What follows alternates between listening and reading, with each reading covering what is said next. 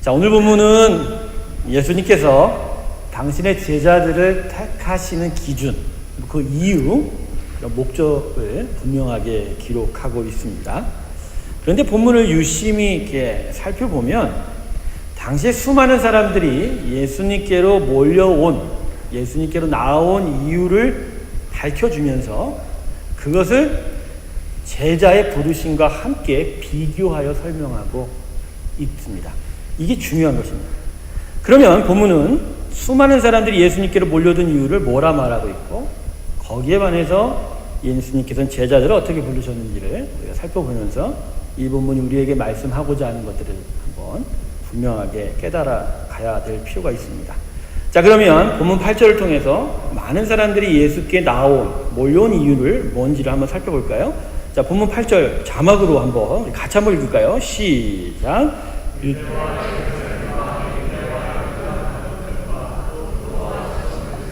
허다한 무리가 그의 하신 큰 일을 듣고 나온지라. 유대부터 시돈 근처까지라는 것은 당시 이스라엘 백성들이 살고 있는 모든 지역을 다 거론하고 있는 거예요. 모든 이스라엘 백성들이 살던 그곳에서 허다한 무리가 셀 수 없는 그런 수많은 사람들이 듣고 나온지라. 예수님께 나왔다 그러죠. 근데 무엇을 듣고 나왔죠? 뭐라고 하죠? 그의 하신 큰 일이다. 그러니까 사람들이 예수님을 쫓아서 나온 이유를 지금 뭐라고 하죠? 예수님이 하신 큰 일 때문에 나왔다라고 이야기하죠. 자, 그럼 예수님이 하신 큰 일은 무엇일까요? 자, 본문 10절을 보십시다. 본문 10절을 보면 그 큰 일이 무엇인지를 알 수 있습니다. 이는 많은 사람을 고치셨으므로. 자, 이는이라는 것은 바로 본문 8절을 봤습니다. 이렇게 수많은 사람들이 예수님을 쫓아 나온 이유는 그분이 많은 사람을 고치셨다. 그러니까 예수님께서 행하신 큰 일은 많은 병자를 고치신 거예요. 이 안에는 병자를 고친 것도 포함하고 귀신 들린 자에게서 귀신을 쫓아낸 것도 포함하고 그 심령의 그 죄와 악을 쫓으시면서 고치신 것도 포함하는 그 모든 치료를 가르치고 있는 것입니다. 그러면 오늘 본문이 우리에게 하고자 하는 것은 과연 무엇인가요? 이렇게 수많은 사람이 예수님의 큰 일, 그 기적 행하신 귀신을 쫓고 큰 병을 고치신 그것을 보고 예수를 쫓았지만 이게 예수님이 제자를 부르신 거와는 전혀 상관이 없다는 거예요. 다시 말씀드릴게요.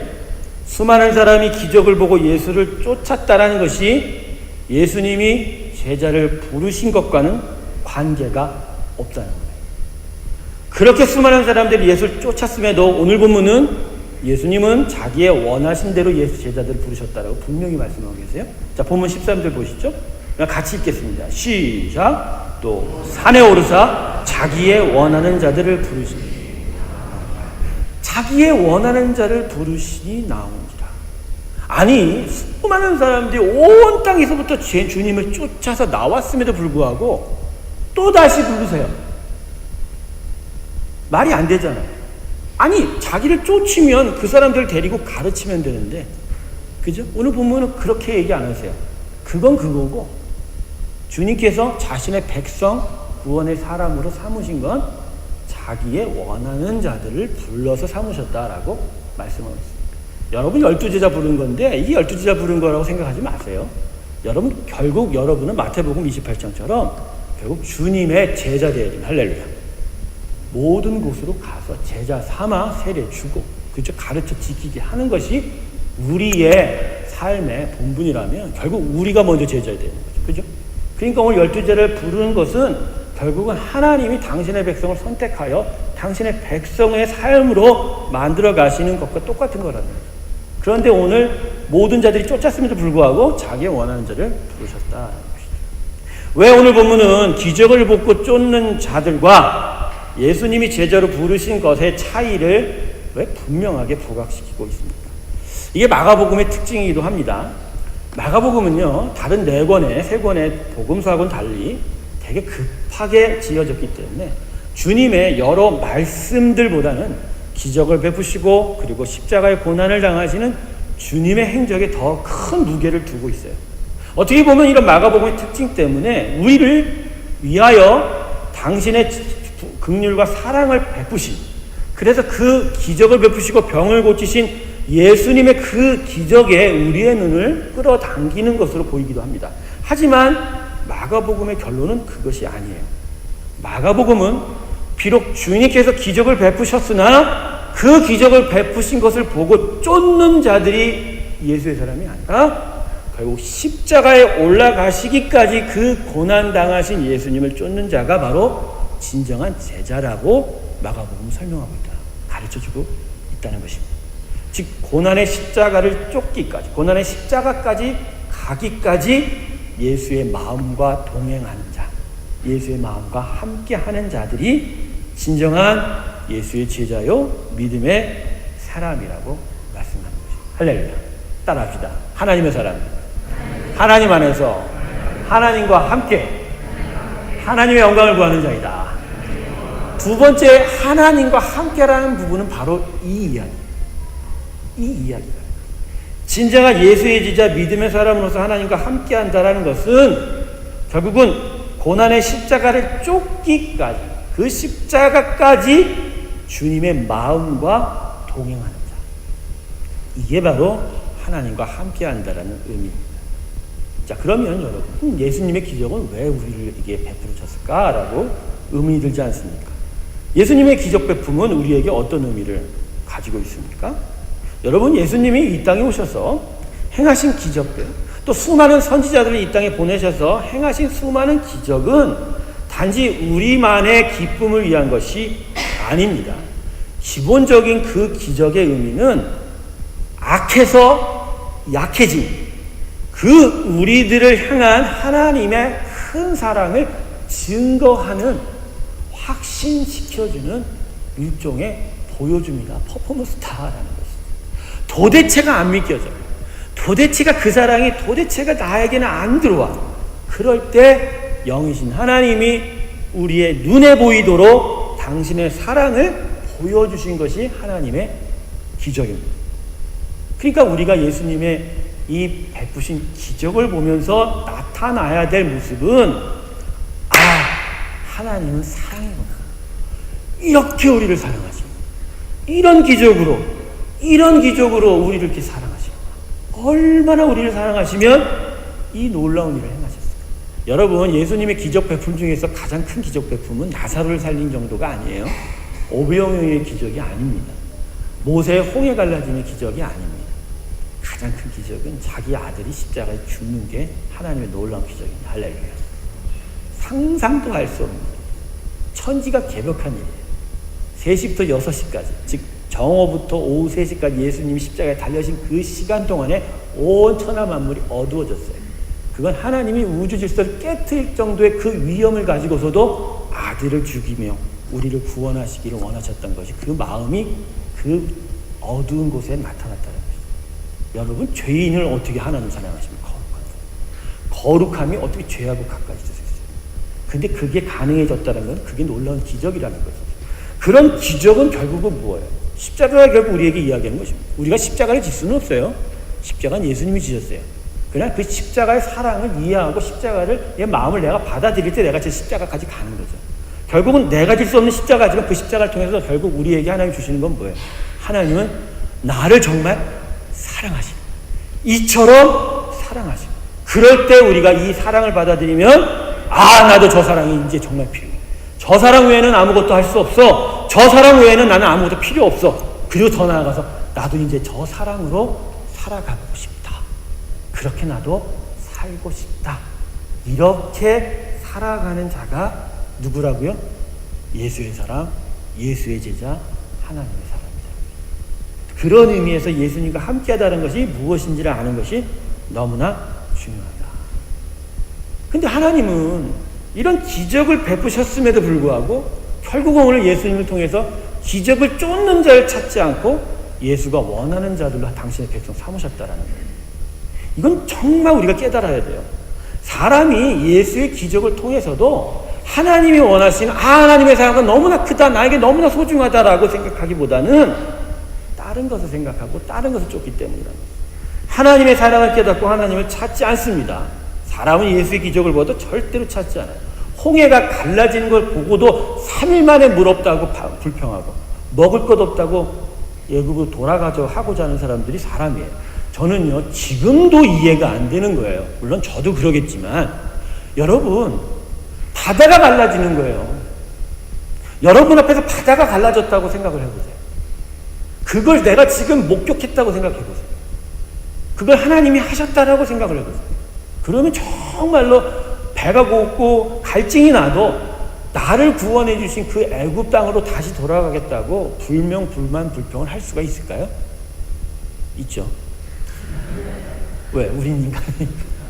근데 어떤 인간이라고요? 여러분 이렇게 얘기하셔야 돼요. 우리가 인간이니까 뭐 그렇지. 그 말은 맞는데 그때 분명하게 자기 자신, 내가 어떤 인간인지를 정확하게, 우리는 악하니까, 우리가 죄인이니까 그걸 못한다는 거죠. 그렇게만 고백해도 돼요. 그렇게만 고백해요. 사람은 기적을 원하지만 결코 하나님과의 관계를 원하지 않습니다. 우리가 예수를 찾는 이유가 무엇인지를 이 시간에 한번 생각해 보기로 해요. 가보고 싶어요. 우리 시대의 교회와 우리 성도, 이 시대의 성도들의 모습을 좀 더 현미경으로 자세히 들여다보면 분명히 하나님께서 기뻐하지 않는 모습들을 많이 발견할 수 있을 것 같습니다. 특별히 자신의 어떤 만족과 경험을 원하는 거지 하나님과의 만남과 관계를 원하는 것 같지는 않아 보이는 것도 있어요. 마치 교회를 극장과 같이 생각하는 분들이 있어요. 감동은 얻기를 원해요. 그러나 감동 준 자와는 별 관계가 없어요. 교회가 극장이라는 의미는, 극장이 뭐예요? 영화의 감동은 얻지만 영화 제작자의 만남은 이루어지지 않는 것이 극장이거든요. 그러니까 우리가 교회를 와서 하나님을 예배할 때 그 예배 안에서의 하나님과의 관계가 중요한 게 아니라 우리한테 채워지는 어떤 경험, 어떤 위로, 이런 것들에 대해서 더 신경을 쓰게 된다라는 거죠. 물론 예배가 여러분에게 힘을 줍니다. 우리에게 힘을 주지만 기본적으로 예배는 우리가 힘을 얻기 위해서 나오는 게 아니라 우리가 하나님께 정말 영광을 드리는 것으로 나오는 거예요. 할렐루야. 예배의 근본 목적부터 달라져야 돼요. 아, 내가 정말 힘이 드니까 정말 하나님의 은혜를 내가 좀 체험해야 되겠어라고 예배 오는 건 세컨더리예요. 프라이머리가 안 잡힙니다. 교회를 마치 놀이동산으로 생각하시는 분들이 꽤 돼요. 기쁨과 재미를 얻기 위해서. 교회도 재미가 있어요. 기쁨도 있습니다. 그러나 교회 와서 그 기쁨을 얻지 기쁨을 준 자는 알고 싶지 않아요. 놀이동산이 그렇지 않습니까? 나를 놀려주는, 그래서 그냥 재미를 얻는 곳이지 나에게 재미와 기쁨을 주는 놀아준 사람들을 알 필요가 없지 않습니까? 여러분 놀이동산 가서 티켓 끊을 때 재밌게 놀고 나오면 그만이지 그 기계 돌려주고 고생하는 사람들 일일이 찾아가서 만나고 악수하고 그렇게 나오십니까? 그렇지는 않잖아요. 근데 교회도 마찬가지예요. 기쁨이 있고 평안이 있고 위로가 있지만 그거의 근본자예요. 그것을 주시는 하나님을 만나서 정말 그분을 악수하고 정말 하나님 수고하셨습니다 하고 말하고 돌아가 그거 같지는 않다 이거지. 세 번째는 마치 병원과 같습니다. 치료가 되고 그래 치료의 만족을 얻기를 원합니다. 하지만 치료해 준 자와 함께 하지는 않아요. 병원이 어떤 곳이죠? 치료를 받아요. 그리고 회복이 돼요. 그리고 그렇게 해준 것에 대한 감사는 있어요. 하지만 감사로 끝나지 치료하는 자들과 함께 해서 그 치료를 다른 자에게도 함께 나누기는 그런 곳은 아니지 않습니까? 여러분 한번 자기 자신을 생각해 보십시오. 우리가 지금 교회를 우리의 신앙생활의 모습을 극장과 같이 생각하는지 놀이동산과 같이 생각하는지 병원과 같이 생각하는지. 여러분 이러한 모습의 중심적인 문제가 무엇이죠? 중심적인 문제가 무엇이죠? 하나님을 만나지 못한다는 것. 하나님을 만나는 게 아니지 않다. 하나님을 만나지를 못하니 하나님과 함께하지도 못하고 결국은 하나님과 함께하지 못하니 결과적으로 끝까지 천국까지 하나님과 동행할 수가 없다는 것입니다. 다시 한번 여러분에게 가르쳐드립니다. 천국은 시간이 예약된 티켓이 아닙니다. 바로 지금 타야 되는 티켓입니다. 지금 못하면 그 티켓은 무효예요.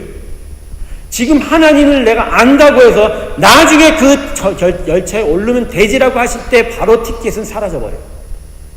하나님이 오늘 나에게 은혜로 구원의 선물 티켓을 줬다면 바로 타셔야 돼요. 바로 하나님의 나라에 들어가 바로 하나님의 그 기차에서 하나님과 함께 하나님 안에서 하나님의 영광을 구하는 삶으로 시작이 돼야 되지. 나중에요. 그건 말이 안 된다. 여러분 마태복음 7장 21절과 23절 말씀, 우리 세 절의 말씀인데 한번 같이 한번 살펴보겠습니다. 여러분 길지만 우리 같이 한번 읽을까요? 한 목소리로 시작. 자막이 있습니다. 시작. 나더러 주여 주여 하는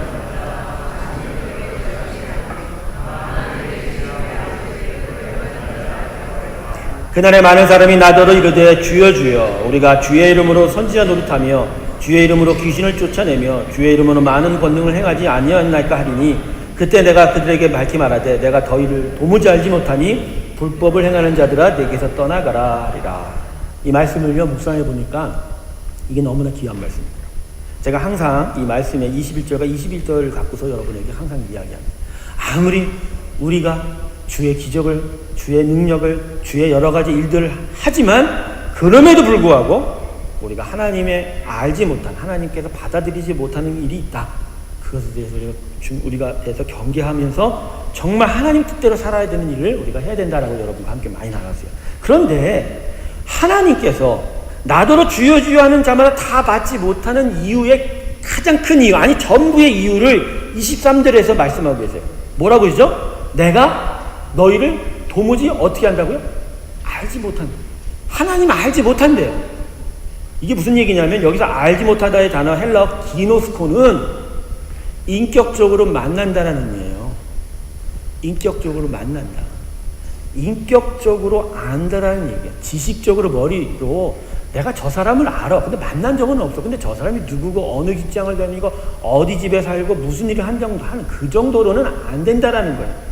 인격적으로 특별하게 나와 함께 하셔서 나를 특별하게 생각하시는 그 마음과 생각을 만져보고 경험하는 그런 만남. 그 인격의 만남이 아니고서는 하나님이 나를 알지 못한다고 하십니다. 스스로 고백합시다. 나는 하나님에게 특별한 사람입니다. 시작. 나는 하나님에게 특별한 사람입니다. 진짜 여러분 다 특별한 사람입니다. 할렐루야. 지금도 자기가 여전히 노멀한 사람이라 생각하시는 분들은 이제 그 생각 버리세요. 하나님은 여러분 모두에게 다 특별하다라고 말씀하세요. 너는 나에게 있어서만큼 너무나 특별한 존재. 너무나 사랑하는 존재. 내가 너무 너를 사랑하기에 그래서 너는 나에게 다른 어떤 거와도 비교할 수 없는 특별한 사람이야. 그때 우리가 그러죠. 그럼 쟤는요? 그런 얘기 하지 마세요. 비교할 때부터 망가지는 거예요. 그냥 그분이 나를 특별하게 생각할 때 어떻게 특별하다고 물을 수 있지만 쟤하고 비교하면 뭐가 특별해? 이렇게 물어보지 마세요, 여러분. 그게 문제예요. 그게 문제. 어저께 축구 경기를 우리 아이들 하지만 킹스크로스 교회하고 힐링교회가 같은 교회 다니고 같은 노예고 같은 형제교회예요. 그런데 이렇게 나눠서 경기를 하니까 왠지 멀어 보이고 미워지더라고. 그리고 왠지 저기보다도 이겨야 된다고 처음에 들어가자마자 제가 외친 소리가 지면 한 대씩 맞아야지 그랬지. 이게 잘못된 마음인 거거든요. 이게 그냥 우리 아이들이 건강하게 하나님의 특별한 은혜 가운데서 오늘 정말 건강하게 잘 뛸 수 있게 해달라. 이게 성경이고 이게 정말 하나님을 믿는 마음이에요. 여러분 하나님이 여러분을 특별하게 생각한다. 근데 이 음성을, 이 마음을, 이 하나님의 생각을 여러분이 깨달아야 돼요. 들어야 돼요. 경험해야 돼요. 알아야 돼요. 그래서 그것으로 기뻐야 되는 거예요. 그러니까 좀 더 쉽게 얘기하면 머리로 하는 그런 아는 관계가 아니라 사랑하는 관계, 서로 사랑하는 관계로 서로가 서로를 특별하게 생각하는 그런 만남, 그 관계로 내 앞에 서 있을 때, 나와 함께 할 때 나는 너를 알 것이다 라고 말씀하십니다. 네가 아무리 내가 기뻐하는 일을 해도 정말 이 세상이 선하고 귀한 일이라고 해도 그걸 한다 할지라도 그게 내가 너를 천국에 받아들이는 일이 아니다라고 얘기했어요. 하나님이 우리에게 원하시는 건 우리와 인격적인 관계를 맺기 원하시는 것입니다. 서로 아는 관계, 그래서 친밀함을 나누는 관계, 그래서 정말 특별하다고 사랑하는 관계, 이 관계의 만남을 우리가 행했을 때, 가졌을 때 거기서부터 우리는 영원한 생명의 나라로 인도되게 됩니다. 그리고 하나님은 이런 것을 걱정하십니다. 주님의 기적말을 쫓듯이 이 세상에 아무리 주의 이름으로 월동한 권세와 힘으로 이름난 자로 살아도 하나님과의 친밀한 만남, 그 사랑이 없이는 결코 하나님 나라에 들어갈 수 없게 하신다는 것이죠. 그러므로 그래서 예수님이 자신이 원하는 대로 제자를 부르셨다는 것은 진정으로 나와 함께 사랑을 나누는 자들을 내가 내 백성으로 삼으셨다라는 이야기. 오늘 본문에 예수님께서 제자를 부르실 때 자기가 원하는 대로 부르셨다고 했죠. 여기서 도대체 자기가 원하는 대로가 뭔지를 잘 깨닫지 못하시죠. 하지만 자기가 원하는 대로라는 것은 아무 기준이 없이 그냥 예수님 마음대로, 엿장수 마음대로가 아니에요.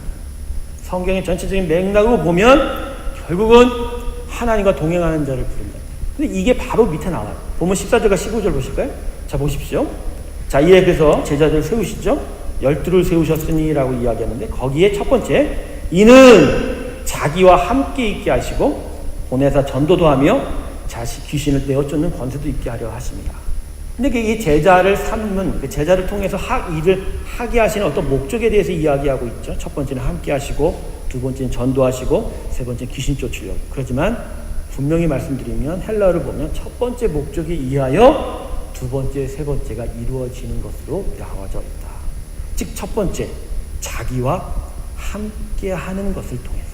그래서 전도도 하게 돼. 복음이 전파가 되고, 그리고 귀신을 쫓는 능력도 나타나게 돼. 거기서부터 하나님 나라가 온 땅으로 퍼지고 흥왕되어 나아가는 이들이 나타나게 되는 것이다. 결국은 함께 하고 싶으셔서, 사랑하고 싶으셔서, 사랑받고 싶으셔서, 사랑의 그 친밀한 관계를 만드시고 싶으셔서 그렇게 부른 자들이 제자요, 그렇게 부른 자들이 하나님의 사람이지, 예수의 기적을 쫓아서 그 기적을 바라고 그 기적 속에서 기쁨과 감동과 그것만을 쫓는 자들은 결코 하나님께서 백성 삼으신 적이 없다라는 것이죠. 그러고 보니까요, 성경을 이렇게 살펴보고 읽어볼수록 아담 이후에 타락한 인간들에게 계속해서 하나님이 말씀하시는 아주 중요한 스테이트먼트가 있어요. 뭔지 아세요? 내가 너와 함께 있을 것이다. 내가 너와 함께 하고 싶다. 내가 너와 항상 함께 하고 싶다라고 말씀하십니다. 거꾸로 보면 결국 타락하기 이전에 하나님이 아담을 만드신 것은 아담을 통해서 무슨 일을 시키시고 그 정도가 아니라 아담과의 만남 속에서 그 예배 받으시면 결국 사랑의 고백이고, 결국 그를 축복하시는 것은 사랑을 주시는 거죠. 그렇게 사랑을 주고 받고 나누고 친밀해지고 깊어지고 끊어질 수 없고, 그렇게 정말로 놀라운 사랑의 그런 관계를 너무나도 원하셨던 하나님이라는 것을 우리가 깨닫게 됩니다. 여러분, 이 시대가 은혜의 시대 아닙니까? 예수 그리스도를 말미암아 이제 구원의 은혜가 우리에게 무조건적으로 베풀어진 시간. 근데 이 무조건적으로 베풀어진 이 은혜 안에서 하나님이 우리에게 유일하게 요구하시는 것은 일도 아니요, 공로도 아니요, 수고도 아니라는 거예요. 무엇보다도 그분을 사랑하는 것을 통해서 하나님은 당신의 백성 삼아가십니다. 할렐루야.